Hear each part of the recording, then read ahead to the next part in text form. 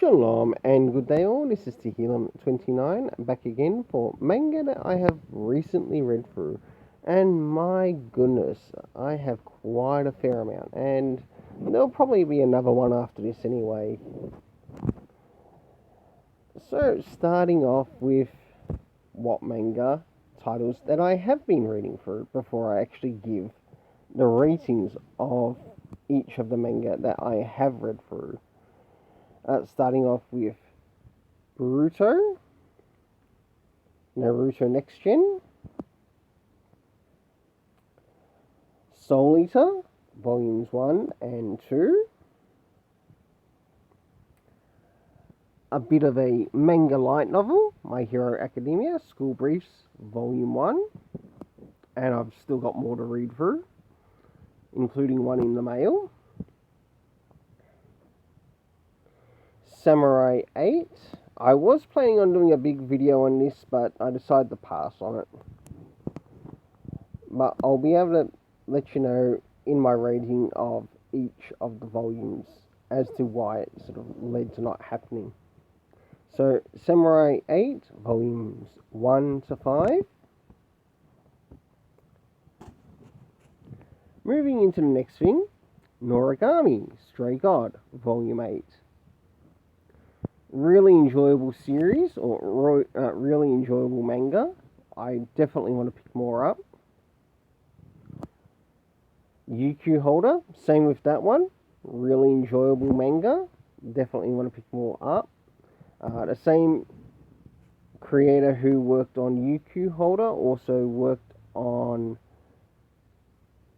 Neji. That manga omnibus I picked up recently. Moving into the next thing, Persona 5, the manga, and I must admit, I've been quite surprised with this series. At least I know that I can finish the manga, even though I haven't finished the video game of it yet. And still enjoy the content of the story.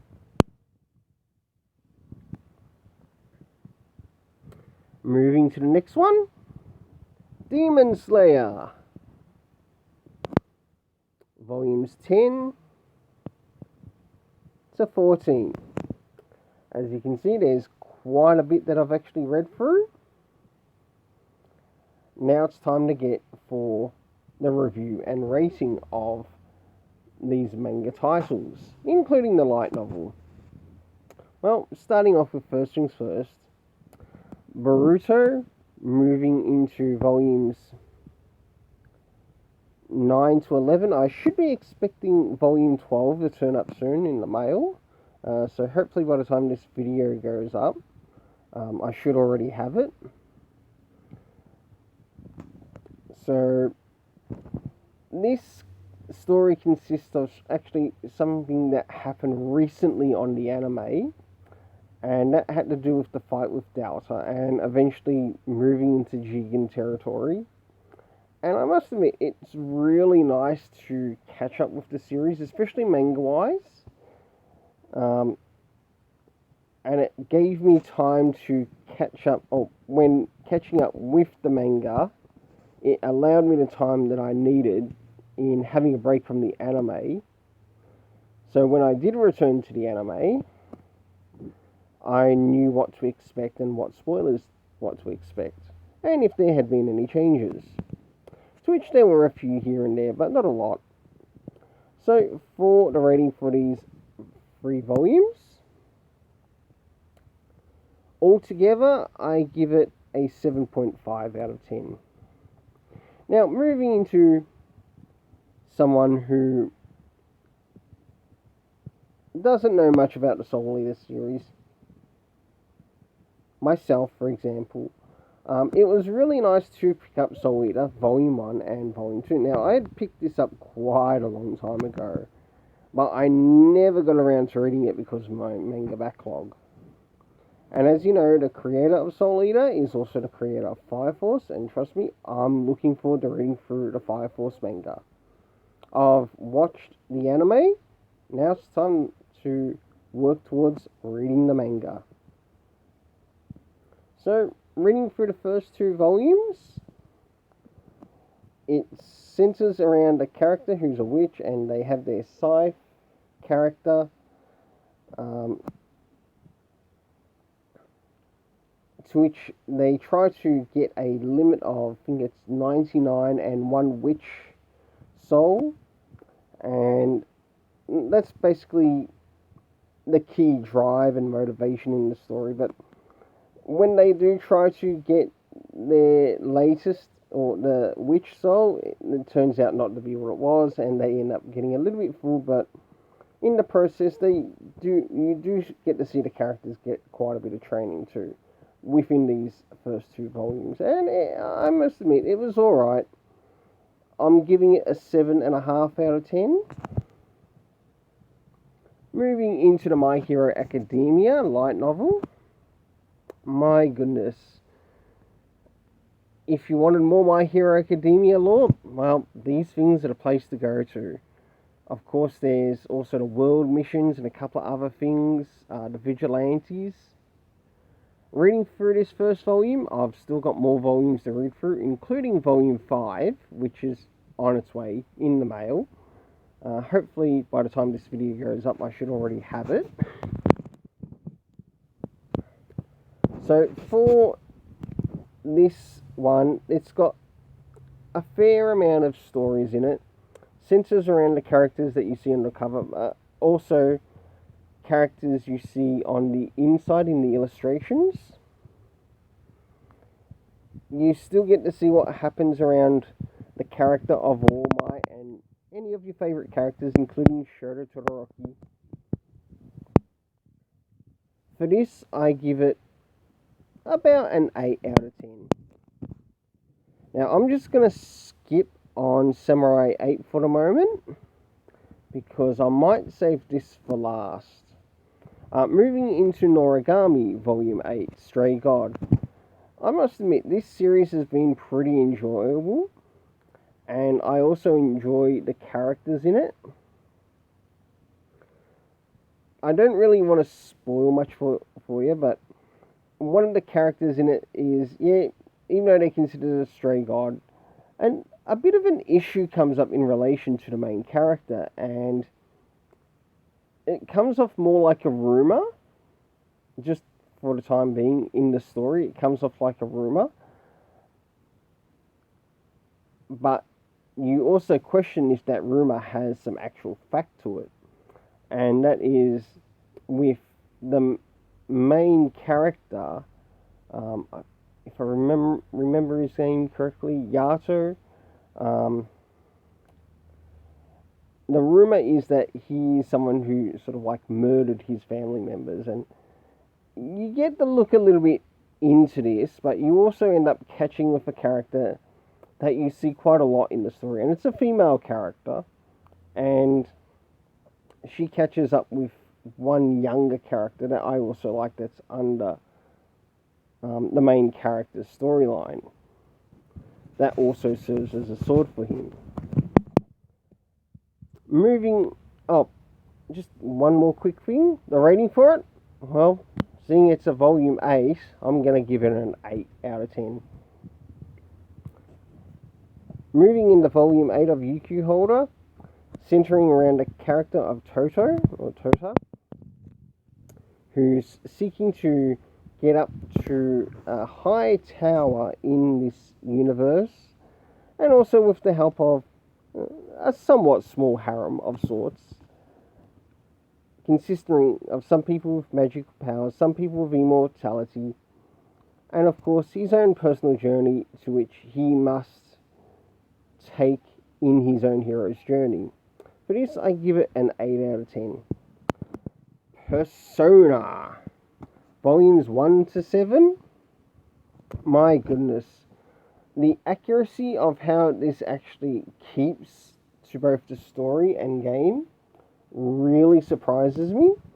The thing is, it also finishes by the series at volume 7, where it connects to the character of Futaba, and it did feel a little bit rushed for the ending, at volume 7, and I'd really like to see more, like in connection to this series, even if they just called it Persona 5 Royale, or however they wish to name it, because I'd like to see more around the characters within the story. That's not to say that you don't get to see some of the characters that you see already, but it just felt it left that one on a bit of a rush. So for this, I'm going to give the overall of the Persona a 7.5 out of 10. Jumping into Demon Slayer, my goodness. This takes place directly after the Mugen Train arc. And of course we follow the character of Tanjiro. And with Tanjiro we end up meeting some more new characters along the way. And even some rank level demons as well. Now, at least I'll be up to date when I actually get to check out the anime. I haven't even watched through the first season yet. I couldn't even try watching through the first season. I found myself enjoying the manga more than the anime. Well, I guess that's just me in this case. I know that there are some people who probably enjoy the anime over the manga. Hey, go ahead, do that. For these volumes, I might give it just a 7 out of 10. As to where it takes place in some of the villains that are fought against. You do get to see the rare appearance of Muzan, but you see more so the growth of Tanjiro, Nezuko, and also some of the new characters that you see in this. Now to jump into this last one, and that is Samurai 8, The Tale of Hachimaru. Now, if it's one thing about The Tale of Hachimaru, yes, it's a good story. Would I give it a high praise?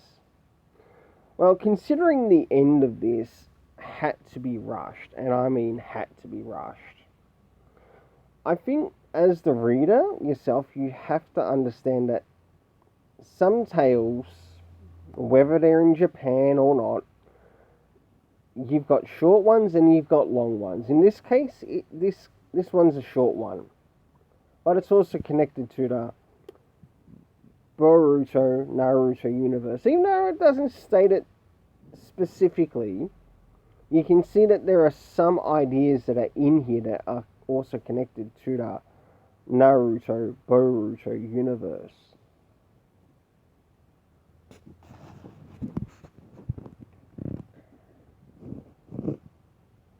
Like, if I were to tell you one thing, I remember one person at the comic store that was asking me about this particular manga.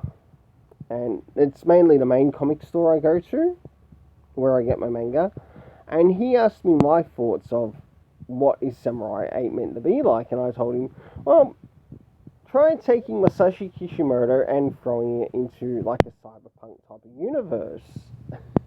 And it immediately grabbed his interest that he might go ahead and check out the first couple of volumes. And whether he actually went ahead and did so, I don't know. I hope he did. Yeah, it might not have ended with, say, 10 volumes. That's fine.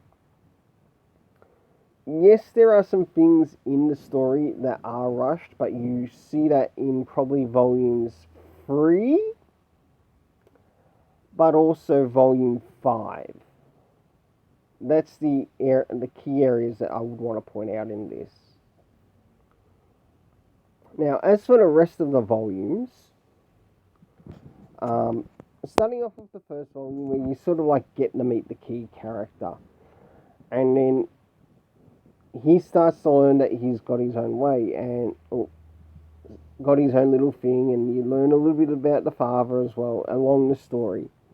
Then when you start to reach the second volume, you actually start to see like the death of his father, mentor character. And yeah, but in the process, he also learns something as well, that he actually has 7 other brothers, and he's the 8th. in the process, he's got to pick up a princess along the way just to be sort of like a honourable samurai in the world. By the time the third volume comes along, we've got like a bit of a tournament event that happens, and also where the character gets a bit of a download. Now, as you start to reach towards the end of volume 3, there's just one scene in there that just takes you immediately out of the story.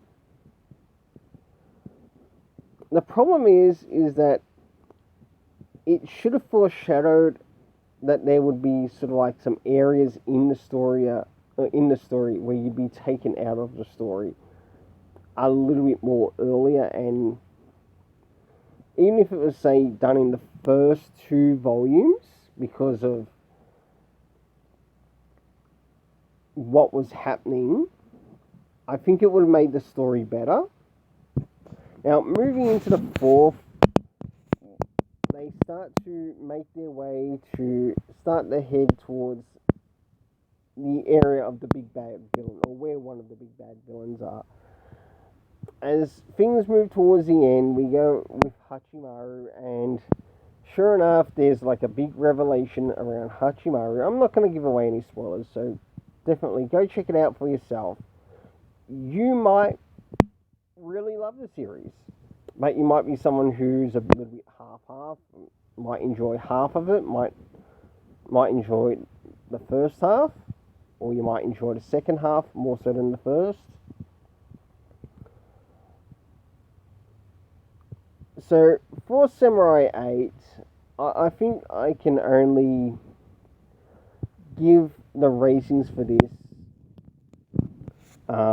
I'll start off with the first 2 ratings, having to do with the first 2 volumes. So, Volume 1 and Volume 2, I give it a 7.5 out of 10. When we move into Volume 3, I'm afraid it's going to have to drop from 7.5 out of 10. So from there, it would probably go to a 6.5 out of 10. Moving into Volume 4, it starts to bring it back to a 7 out of 10. And when we finish off the last, it brings it back to a 6.5 out of 10. Well, until then, please don't forget to hit the like, share, subscribe, hit the notification bell, and let's keep it colourful and have yourself an awesome day.